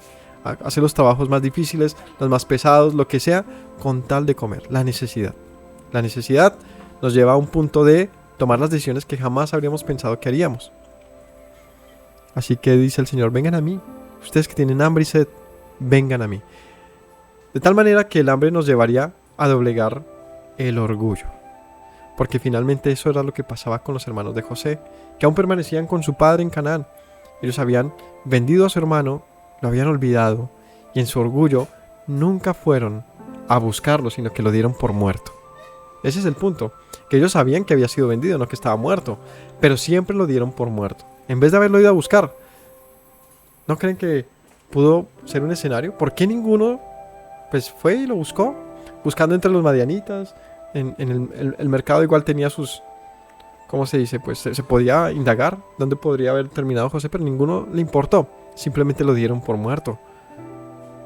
Y estos hermanos de José, a quienes él se les esconde también, son el pueblo de Israel que está por el mundo, y a los judíos puntualmente, que se han desconectado de su hermano y lo han dado por muerto. Pero el hambre les hará ir a Yeshua. Es el tiempo de hambruna, ¿no? Todo este evangelio se esparció por el mundo, pero el hambre que ha venido al mundo, y no me refiero al hambre de pan, sino el hambre de Dios, hará que no solamente el mundo, sino también los judíos vengan a reconocer a Yeshua. Así que dice Mateo 33:39: porque os digo que desde ahora en adelante no me veréis más, hasta que digáis: bendito el que viene en el nombre del Señor. Hasta que el mundo reconozca y clame a Yeshua y diga: Bendito el que viene en nombre de Dios, el que tiene el nombre del Señor, como les dije, hasta que doble en rodilla como Faraón había dicho sobre José, hasta que el mundo y los judíos y todos los que dicen, digamos, reconocer al Dios de Israel y lo buscan, hasta que el mundo se incline y reconozca la autoridad de Yeshua, hasta ese momento es que se manifestará la esperanza. Así que dice Yeshua, no me verán sino hasta cuando me clamen, hasta que me busquen. Porque todo aquel que clame e invoque el nombre del Señor, dice la Escritura, será salvo. Es necesario que lo invoques. Hechos 3:12. Varones israelitas, arrepentíos y volved a Eloa, a Dios, para que vuestros pecados sean borrados, a fin de que tiempos de refrigerio vengan de la presencia del Señor y envíe a Yeshua. Israelitas, arrepentidos y volved al Señor, para que Él envíe al Señor nuevamente. El Mesías designado de antemano para vosotros, a quien el cielo debe retener hasta los tiempos de la restauración de todas las cosas, acerca de lo cual Dios habló por boca de los profetas desde tiempos antiguos. Hasta que las cosas sean restauradas. ¿Qué dice Pedro en Hechos? Israelitas, arrepentíos y volveos a Dios para que vuestros pecados sean perdonados, a fin de que se manifieste el Mesías. El arrepentimiento, como les dije, la necesidad hará que el orgullo de las naciones, del mundo, de las formas de pensamiento, de las doctrinas, de todas las comunidades, reconozcan a Yeshua. Pues, ¿quién más sino tú, Señor Yeshua? Tienes palabras de vida eterna, le dijo un hombre. ¿Quién sino tú, Señor? ¿A quién iré? Solo tú tienes palabras de vida eterna. Entonces, ¿a dónde más ir? Pues a Yeshua. Tantas canciones hermosas que nos recuerdan esto, ¿no? ¿A quién iré en necesidad? ¿A quién iré en busca de paz? ¿No? Y muchas canciones que hablan de la necesidad de refugiarnos en Yeshua, pues es que es la verdad. Es nuestra adoración a Él, el reconocimiento de postrarnos delante de Él y decir, pues no hay a dónde más ir, y no quisiera ir a otro lugar, sino delante de ti. Vamos al punto 8 y al cierre de este estudio. El punto 8 es la restauración de Israel. Pues, ¿qué creen que va a pasar entonces cuando el mundo doblegue su cerviz delante de Yeshua y se rinda a Él? ¿Qué va a pasar? ¿Los va a coger como esclavos? Les va a dar vida. Ese es el punto. Que nuestro orgullo lo único que hará es condenarnos a muerte. Pero en el momento que nosotros dobleguemos nuestra cerviz delante de Yeshua, pues se manifestará realmente la vida a todos nosotros. Así que el capítulo 42 ya de Génesis dice, viendo Jacob que en Egipto había alimentos, otra vez les digo, Jacob representa a Israel, ¿no? Es Israel de hecho, pero él estaba en Canaán. Dijo a sus hijos, ¿por qué se están mirando? Entonces viene el hambre y Jacob dice, ¿y a ustedes qué les pasa? ¿Por qué están dormidos? ¿No? Despierte, mijo, le diría aquí un papá colombiano, ¿no? No sé. O sea, ¿por qué no están buscando la vida? ¿Por qué se han quedado dormidos? Jacob, el patriarca, reprende a sus hijos diciéndoles, ¿qué hacen? Dijo, he aquí, yo he oído que hay víveres en Egipto. Desciendan allá y compren de allí para nosotros, para que podamos vivir y no muramos. ¿Cuál es la instrucción que un judío y que todo el mundo debería encontrar en las escrituras? A los patriarcas, ¿qué están diciendo? ¿Qué están haciendo? Porque están perdiendo la vida. Desciendan a Egipto. Y aquí es algo muy curioso. Pues si el Señor dijo que no volviéramos a Egipto, bueno, es que espérese. Egipto tiene dos momentos en su historia en relación a lo que estamos hablando. Uno, previo, más bien, un tiempo más bien que se marca con esta historia, con la época de José. O sea, el Egipto que hubo hasta la época de José versus el que fue después de la época de José. El Egipto que fue después de la época de José, cuando José muere, viene otro faraón. Y este faraón sí se vuelve un mal señor. Y esclaviza a los egipcios. Acerca de ese Egipto que se marca ahí, el Señor dice no vuelvan a ese Egipto. Pero este Egipto que estamos hablando aquí es una representación de lo que es el mundo. Ahora el Señor no nos está diciendo que vayamos al mundo. Aquí es una notificación de Jacob y es, ustedes no han encontrado al Mesías porque lo están buscando mal. ¿Dónde está el Mesías? Está dándole pan al mundo. Un mundo que lo ha reconocido. Un mundo que ha cambiado su vida porque le ha buscado. Porque ha encontrado en él la salvación. ¿Y ustedes qué hacen aquí? Pasando hambre, ¿no?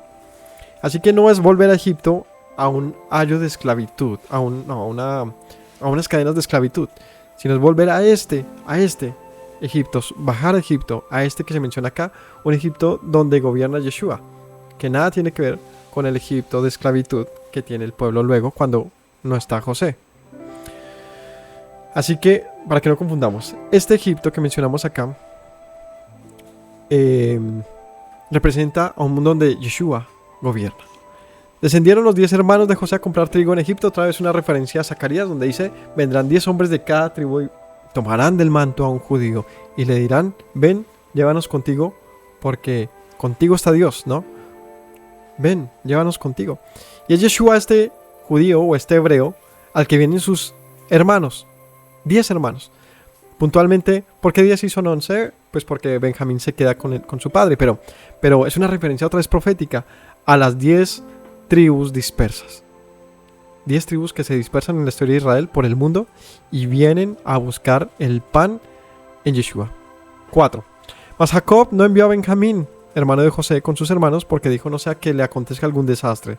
Vinieron los hijos de Israel a comprar entre los que venían, porque había hambre en la tierra de Canaán, y José era señor de la tierra, quien le vendía a todo el pueblo de la tierra.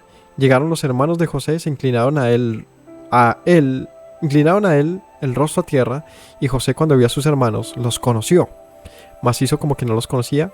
Les habló ásperamente, les dijo: ¿de dónde han venido? Ellos respondieron: de la tierra de Canaán, para comprar alimentos. José pues conoció a sus hermanos, pero ellos no le conocieron. Entonces, vienen estos hijos de José y van hasta a buscarlo. Pero ¿qué va a pasar cuando...? Aquí es muy puntualmente el pueblo judío, porque es que en la historia quienes finalmente desprecian a Yeshua era el pueblo de él, que en aquella época era un pueblo judío. Ya Israel se había dividido, se había dispersado, y los que eran sus hermanos eran judíos, y ellos no le reconocen, lo venden, lo mandan lejos. Este se hace el señor del mundo y el hambre los va a hacer ir a buscarle. Pero ¿qué pasa cuando el judío se encuentra o empieza a buscar a Yeshua? ¿Qué encuentra generalmente? Un obstáculo, ¿no? Dice aquí que él les habló ásperamente.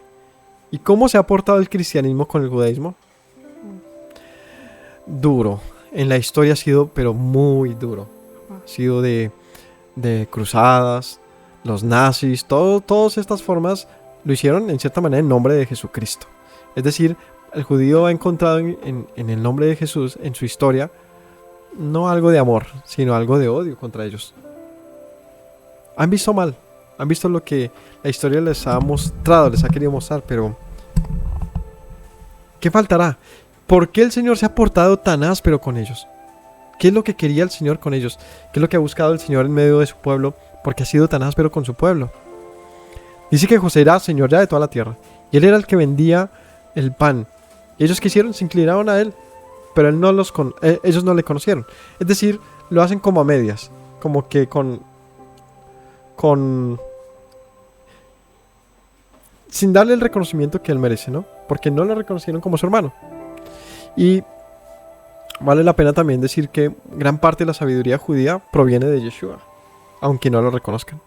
Es decir, muchas cosas que tú encuentras en sus comentarios, en sus libros de sabiduría, son tomados de los textos y de las palabras que habló Yeshua. Dan mérito a su sabiduría, pero no le reconocen. Pero Yeshua sí les conoce, sí que él sí sabe quién es su pueblo. Pero él por un tiempo estará áspero con ellos. ¿A fin de qué? ¿A fin de qué? ¿Para qué lo haría?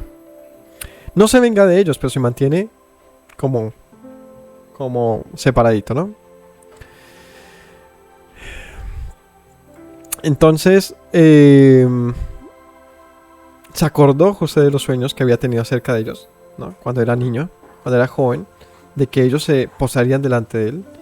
Y aquí viene una historia curiosa donde él les acusa de ser espías. Es su forma de mantener como el disfraz de egipcio. Le dice: no, ustedes ¿qué hacen por acá? Ustedes son extranjeros, deben ser espías, han venido a descubrir el país. Ellos le respondieron: no, señor, no esto, sino que tus siervos han venido a comprar alimento. Todos nosotros somos hijos de un varón, somos hombres honrados, tus siervos nunca fueron espías. Pero José les dijo: no para haberlo descubierto el país han venido. Les dice no, sino que han venido para haberlo descubierto el país. Ellos respondieron: tus siervos somos 12 hermanos, hijos de un varón de la tierra de Canaán, y aquí que el menor está con nuestro padre y el otro no aparece. José les dijo: eso es lo que les he dicho, afirmando que son espías. O sea, les dice, no me importa lo que ustedes me digan, yo sé que ustedes son espías. Y él les dice, no, somos 12 hijos en Canaán, nuestro padre está allá. En esto serán probados, dice él. O sea, ¿por qué se comportó ásperamente con ellos? ¿Para qué? Para probarlos. ¿Qué está haciendo el Señor con el mundo, con el pueblo? ¿Qué está haciendo? Lo está probando ciertamente. ¿A fin de qué? Pues de un fruto luego de todo ello. Dice en el 15, vive Faraón que no saldrán de aquí, sino cuando su hermano menor venga acá. ¿Qué tenían que hacer ellos? Ir a traer a todo su pueblo. A todos los hermanos tenían que estar delante de él. Enviad a uno de vosotros y traiga a vuestro hermano, y vosotros quedaos presos, y vuestras palabras serán probadas. Si hay verdad en vosotros, y si no vive Faraón, que sois espías. ¿No? Los envió. ¿A qué? A buscar a su hermano, a fin de que él sea manifiesto. Y para probarlos con sus palabras, 17, los puso juntos en la cárcel por 3 días, y al tercer día les dijo José, hagan esto y vivirán. Los pone y les dice, hagan esto y vivirán. O sea, Yoshua dicen, ¿qué dice Yoshua? Si me aman, guarden mis palabras, obedézcanme, hagan esto y vivirán. Hagan esto y vivirán.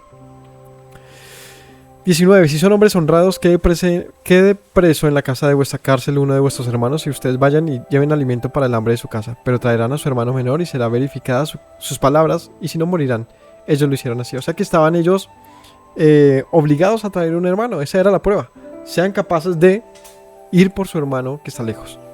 Decía el uno al otro, verdaderamente hemos pecado contra nuestro hermano, pues vemos la angustia de su alma, vimos la angustia cuando nos rogaba y no le escuchamos, por eso ha venido sobre nosotros esta angustia. ¿Qué empezó a ver en ellos? Arrepentimiento. ¿Cuándo comienza la restauración de Israel? Cuando hay hambre. ¿Y entonces esta qué va a traer? Arrepentimiento. Arrepentimiento. ¿Qué dice segunda de Corintios 7:10? Porque la tristeza que es conforme a la voluntad de Dios produce arrepentimiento, que conduce a la salvación, sin dejar ningún pesar. Pero la tristeza del mundo produce muerte. O Isaías 53:11 dice, Yeshua bebió la angustia de su alma, debido a la angustia de su alma, él lo verá y quedará satisfecho. Por su conocimiento el justo, mi Señor, justificará a muchos y cargará las iniquidades de ellos. Entonces, ellos entraron en angustia por el arrepentimiento, es decir, cobraron conciencia sobre su hermano, José, que hace mucho tiempo no lo veían. Y ahora verse delante del faraón rogando por algo de comida y queriendo demostrarle, no pienses mal de nosotros, le recordaba sobre su hermano. Y dicen, qué mal hemos cometido, ¿no? Hemos hecho mucho mal.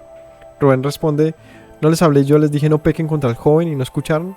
Y aquí también se nos demanda su sangre. Y es que no es al pueblo judío que se le demanda, por lo menos muchos lo señalan de ellos haber matado al Mesías.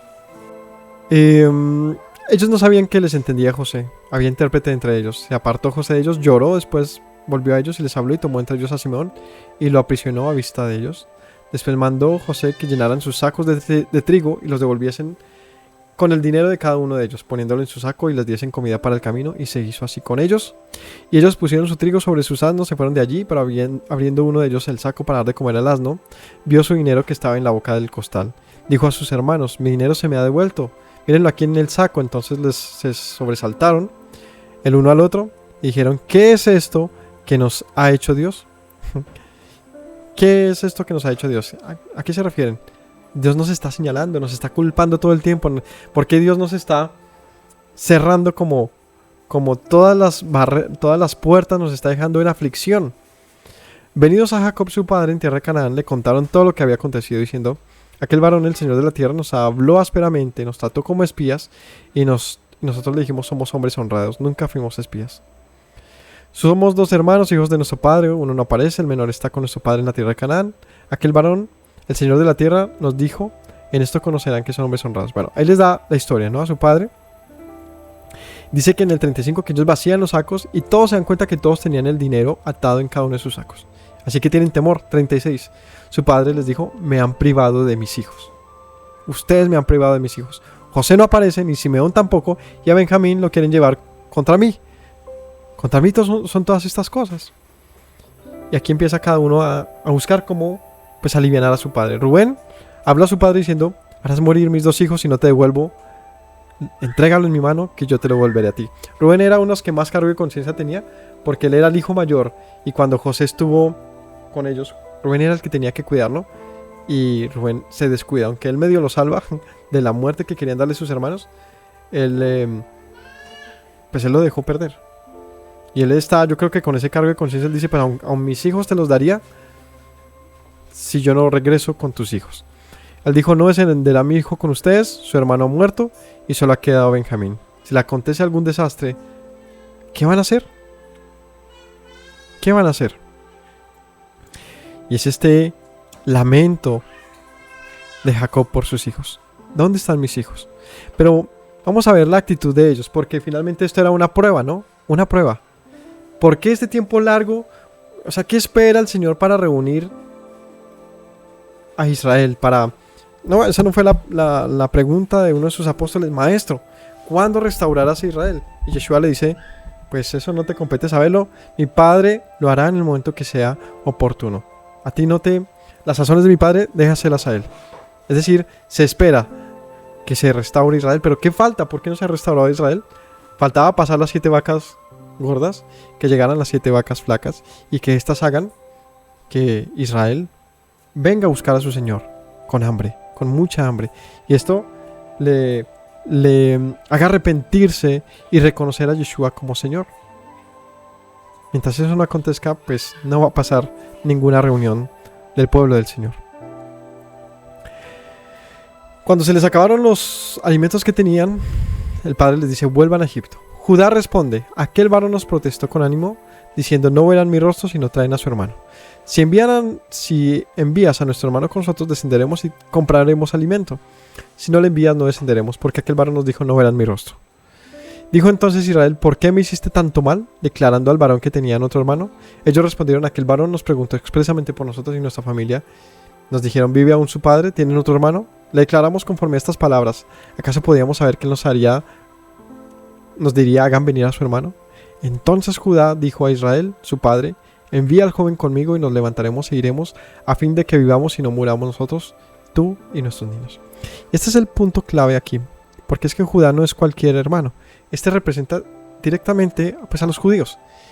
¿Cuándo llegará el tiempo de la restauración? Pues hasta que el pueblo judío tenga las agallas de responderle a los patriarcas, a su padre, y decir, yo voy a buscar a mis hermanos, yo voy a poner la cara, yo me responsabilizo, iremos y buscaremos el pan y yo volveré con tus hijos. A mí me pedirás cuenta, dice en el 9. Y también esto no solamente habla de Judá como nación, sino también de Yeshua el judío, quien es el que fue y buscó a sus hermanos, dejó a su padre y fue y rescató a sus hermanos. Dice en el 9, yo te lo vuelvo a traer, si no te lo traigo tú me pedirás cuentas, y si no lo pongo delante de ti seré para ti el culpable para siempre. Un hijo que tiene que ir por sus hermanos y buscarlos hasta que... ¿Qué dijo Yeshua? No hay más grande amor que este, que uno ponga la vida por sus hermanos. Hasta que Judá no tenga ese corazón de Yeshua de poner la vida por sus hermanos, pues no veremos que sea digno entonces de ser reunido con su pueblo. Es decir, son el pueblo del Señor. ¿Pero qué está esperando Yeshua al probarlos y tratarlos ásperamente? Que ellos bajen su arrogancia y le busquen a Él. Que busquen a sus hermanos en el mundo, no para volverlos a una forma de judaísmo, de religión, de ser judío, no. Que los vuelvan al Señor, que finalmente es quien los ha llamado. ¿Qué dice primera de Juan 2:1? Hijos míos, os escribo estas cosas para que no pequéis. Si alguno peca, abogado tenemos para con él al Padre, a Yeshua, el Mesías, el justo. Él mismo es la propiciación por nuestros pecados, y no solo por los nuestros, sino por los del mundo entero. O sea, no solo por los pecados de los judíos, sino por los del mundo entero. Tenemos a Yeshua, propiciación por nuestros pecados. Segunda de Corintios 5:21, al que no conoció pecado le hizo pecado por nosotros, para que fuéramos hechos justicia en Dios, de Dios en Él. Y Oseas 6:11, para ti también, oye, oh Judá, hay preparada una cosecha, cuando yo restaure el bienestar de mi pueblo, las 12 tribus entre el mundo. Así que hay una gran cosecha, pero es necesario que Judá se levante y se asista del Mesías, quien se ha puesto por propiciación para la salvación del mundo, pero tiene que Judá reconocer esto. Israel le respondió: si es así, tomen lo mejor de la tierra en sus sacos y lleven a aquel varón un presente. Otra vez, que haya un tributo, un reconocimiento a Yeshua. Un poco de bálsamo, un poco de miel, aromas de mirra, nueces, almendras. Toma en nuestras manos doble cantidad de dinero y llevad en vuestra mano el dinero vuelto en las bocas de vuestros costales. Quizá fue equivocación. Tomen también a su hermano y levántense y vuélvanse a aquel varón.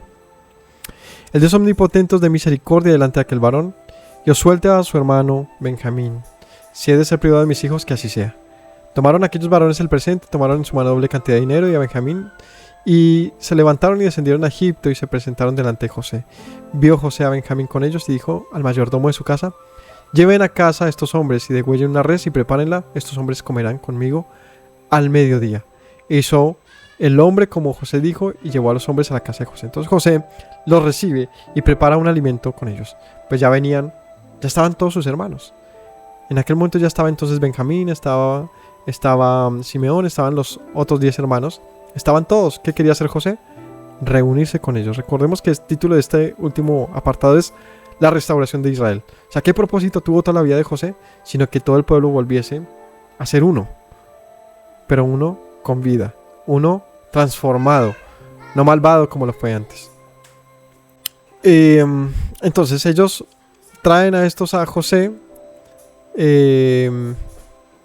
Dice que ellos cuando se presentan les dicen: Señor, nosotros cuando fuimos a casa, cuando llegamos nos dimos cuenta que teníamos el dinero en nuestros costales. 23. Él les respondió: vayan, tengan paz, no teman. Su Dios y el Dios de sus padres les dio el tesoro en sus costales. Yo recibí su dinero. Sacó a Simeón a ellos y llevó a aquel varón a los hombres a la casa de José. Les dio agua y lavaron sus pies y les dio de comer a sus asnos. Lo recibieron y ¿qué pasó? Que ya no tenían culpa. Ya no había una culpa que atribuírseles, porque dice: pues yo no sé, pero ya está pagado. Es lo que responde él. Lo que sea que ustedes debían, pues ya no se preocupen, porque ha sido pago. Y otra vez, ¿quién había pagado esto? Pues José. Otra vez Yeshua, permitiendo que pueda haber una reunión de la nación por medio de el perdón. Preparaban el presente, José les estaba esperando. Y otra vez les preguntan el 27: ¿dónde está su padre? ¿Todavía está vivo? Ellos respondieron: va bien, tu siervo nuestro padre aún vive. Se inclinaron y hicieron reverencia. ¿Cuál es la pregunta de Yeshua? ¿Qué es lo que dice en un pasaje? ¿Será que cuando yo vuelva hallaré fe en la tierra? ¿Será que aún estará vivo mi pueblo? Esa es la pregunta, ¿no? ¿Y está vivo aún Israel? Y ellos dicen: aún vive. Esta es la respuesta que finalmente espera Yeshua. Aún vive Israel. Se inclinaron a él y le reverenciaron una vez más. 29. Alzando José sus ojos, vio a Benjamín su hermano, hijo de su madre. Les dice: este es su hermano menor. El Señor tenga misericordia de ti, hijo mío. José se apresuró, porque se conmovieron sus entrañas a causa de su hermano, y buscó donde llorar. Entró en su cámara y lloró. Y lavó su rostro y salió y se contuvo. Y dijo: pongan pan. Y bueno, preparó toda la cena para ellos. Aparte de los egipcios, dice, porque los egipcios no podían comer pan con los hebreos. Esa abominación de los egipcios. Es decir, Yeshua sigue haciendo diferencia, reconociendo a quiénes son su pueblo y quién no. Quién es su pueblo y quién no. Quién es su pueblo. Es importante que todos podamos finalmente ser reconocidos como de su pueblo y no como cualquier egipcio o como cualquiera en el mundo. Porque Yeshua va a descubrirse a su pueblo.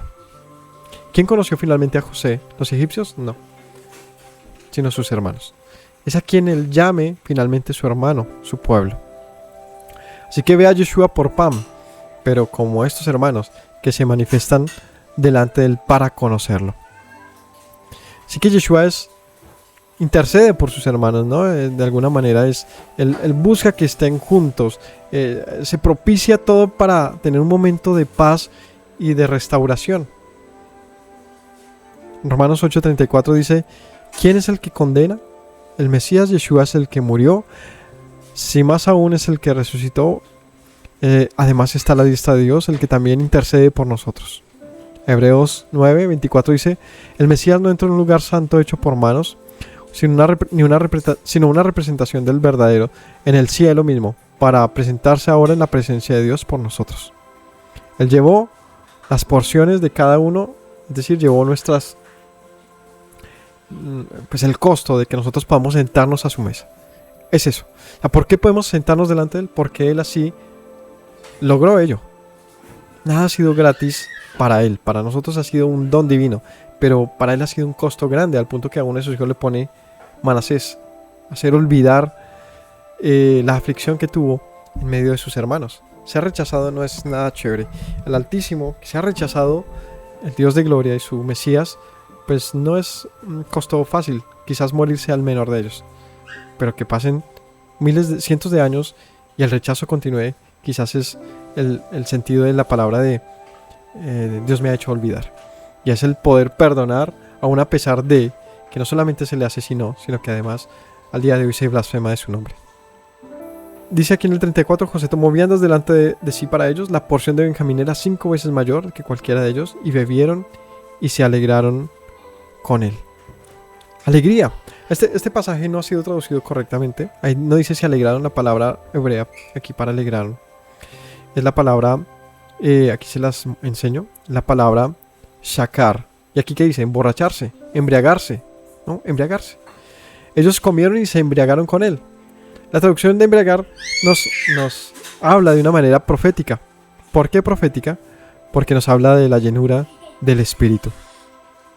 Ser cegados del mundo para venir a ser llenos de su Espíritu y poder alegrarnos delante de Él, ¿no?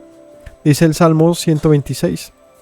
Yahweh, el Eterno, hizo volver a los cautivos de Sión.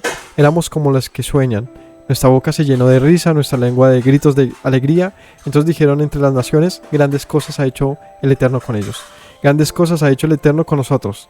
Estamos alegres. Haz volver, Eterno, a nuestros cautivos como las corrientes en el sur. Los que siembran con lágrimas segarán con gritos de júbilo. El que con lágrimas anda llevando la semilla de la siembra en verdad volverá con gritos de alegría trayendo sus gavillas. El reunir al pueblo una vez que ha sido perdonado es el propósito de todo esto. Y es lo que se llama la restauración de Israel. Ser restaurados, ¿qué va a traer esto?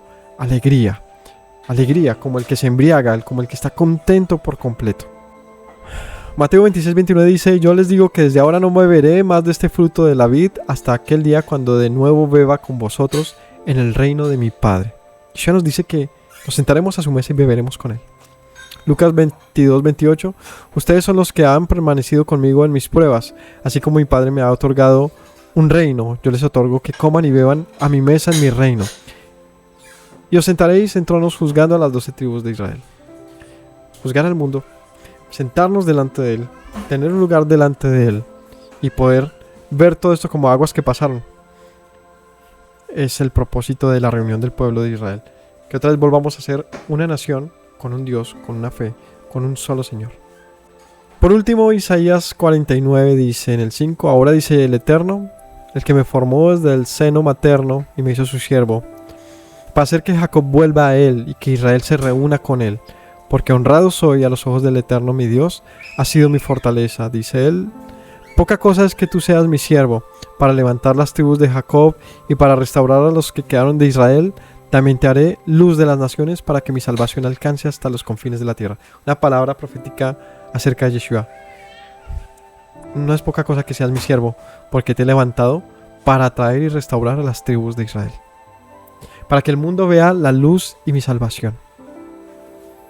Así que, mis hermanos, en el estudio de hoy concluimos que la resurrección del Mesías, con la resurrección del Mesías, se ha preparado un camino de restauración, no solamente de los judíos, sino del mundo entero. Una reunión, una unificación de un solo pueblo, que en Yeshua, como el dador del pan de la vida, como el que perdona y el que nos transforma hacia él, probándonos y llevándonos, haciéndonos pasar hambre y dificultad, para que finalmente, ¿qué hagamos? Busquemos su rostro y dobleguemos nuestra cerviz de dureza y de arrogancia, y podamos encontrar entonces que una mesa llena 5 veces mayor que la de cualquiera, llena de pan, alegrándonos con él, con nuestro maestro. Hasta aquí el estudio de hoy. En la próxima enseñanza veremos cómo Yeshua se destapa y dice, yo soy su hermano, el que ustedes vendieron. y cómo se completa realmente la restauración de Israel. Aquí solo digamos que así como hoy iniciamos en la resurrección, que fue el último tema de la semana pasada, quizás la otra semana comencemos con este asunto también de la restauración de Israel y se termine por completo, pues de una manera profética. ¿Qué va a pasar entonces? Hasta que hemos visto más es como lo que ha pasado. Pero ¿y qué falta? ¿Qué esperamos para que Yeshua gobierne? Pues eso es lo que veremos en la próxima enseñanza. Gracias por habernos acompañado, por su paciencia, por tomarse el tiempo de ver estos estudios, de aprender, de tomar nota, no sé, de comentar, de compartir. Lo valoramos mucho. Que el Señor los bendiga a todos, que tengan una linda semana y que Yahweh los acompañe. Recordemos las palabras de Yeshua. Nuestro Maestro nos dijo: si permanecen en mis palabras, serán verdaderamente mis discípulos y conocerán la verdad, y la verdad les hará libres. Buena semana para todos.